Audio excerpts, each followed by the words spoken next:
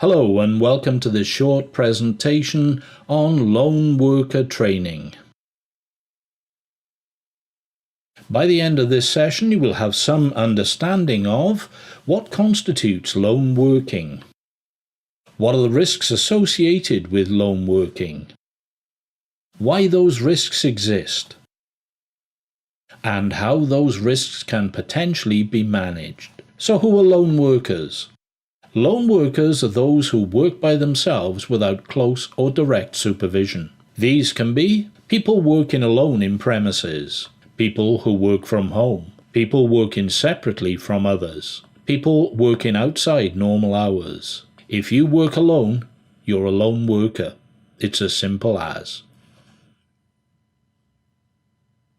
Who are lone workers at risk? They are those who provide a service, travel out and about, work with vulnerable people, work with cash or drugs, have enforcement or inspection roles, work early or late into the evening, have a high level of interaction with the general public.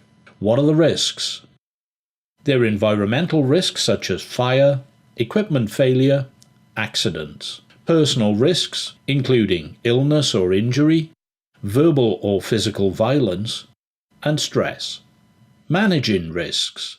It's helpful to know the set limits of what can and cannot be done while working alone. Do not exceed those limits. Precaution should take account of normal work and foreseeable emergencies such as fire, equipment failure, illness, and accidents. Ensure you are competent to deal with circumstances which are new, unusual, or beyond the scope of training. When to stop work and seek advice from a colleague or manager. Procedures to monitor lone workers. Colleagues periodically visiting and observing people working alone. Regular contact between the lone worker and base supervisor using either a telephone or radio. Automatic warning devices which operate if specific signals are not received periodically from the lone worker.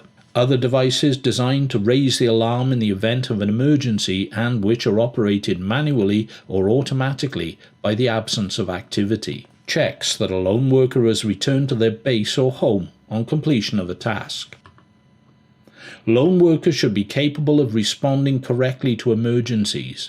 Ensure you're up to date and understand emergency procedures. Know where first aid kits are located. Violence at work.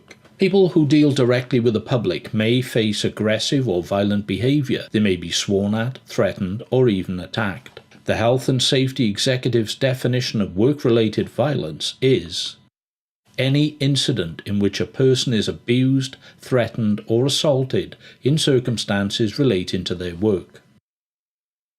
Verbal abuse and threats are the most common types of incident. Physical attacks are comparatively rare. Violence at work, those most at risk. Employees whose job requires them to deal with the public are most at risk from violence, especially those who are engaged in giving a service, caring, education, cash transactions, delivery or collection, controlling, representing authority. Those caring for others. There are powerful emotions at play when someone is ill or infirm and require carer input. These emotions manifest in the individual, the carer, the family, their friends. Frustration is the core factor influencing violent and aggressive behavior. It often stems from feelings of impotence and helplessness. When people are frustrated, they can exhibit adverse emotional responses. Managing violence at work.